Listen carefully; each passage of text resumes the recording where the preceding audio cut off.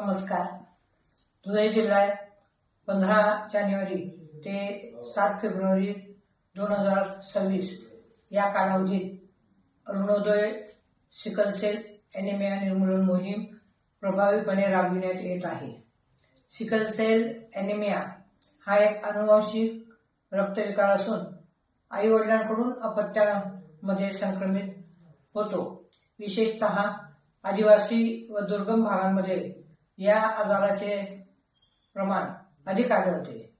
वेळेवर तपासणी, योग्य उपचार व जनजागृतीद्वारे या आजाराचे दुष्परिणाम निश्चितपणे टाळता येऊ शकतात.